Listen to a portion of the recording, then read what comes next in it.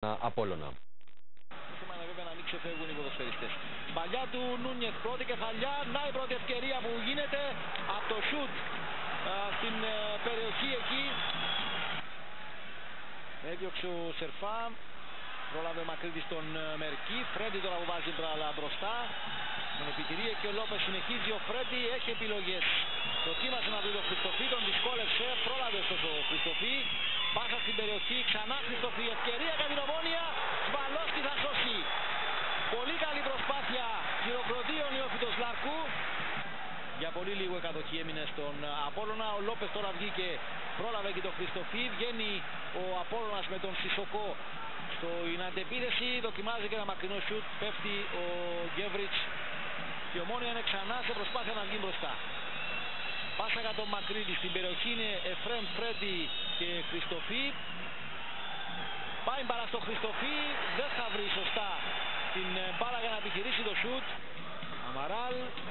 Προσποίηση, νέο σουτ, πέφτει ο Γκέβριτς, περισσότερο για ασφάλεια έπεσε, δεν άφησε καν το χέρι. Ευνοήθηκε ωστόσο ο Σενή, καθυστέρησε και ο Νούνιεθ περιμένοντας την μπάλα. Ο Αβραάμ βγάζει μπροστά την Ομόνοια και τον Φρέντι, στην περιοχή πλάγια ο Φρέντι, γυρίζει, Σβαλόσκι ευκαιρία, δεν θα γίνει τον γκολ, να δούμε τώρα, ούτε τώρα. Πολύ μεγάλη φάση για την Ομόνοια, μια και δυο και τρεις φορές. Δείτε εδώ ξανά την προσπάθεια του Φρέντι. Γυρίζει στο πόδι του Σβαλόσκι μπάλα, στρώνεται αρχικά στον Κουιάρ, δεν τη βρίσκει, δεν μπορεί ούτε ο Αβραάμ. Στην συνέχεια ο Μακρύδης είναι που τελειώνει τη φάση. Εφρέμ, παλιά στην περιοχή καλή, θα περάσει μπάλα. Παρά την κίνηση του Χριστοφή και την προσπάθεια να μπει στην πορεία της.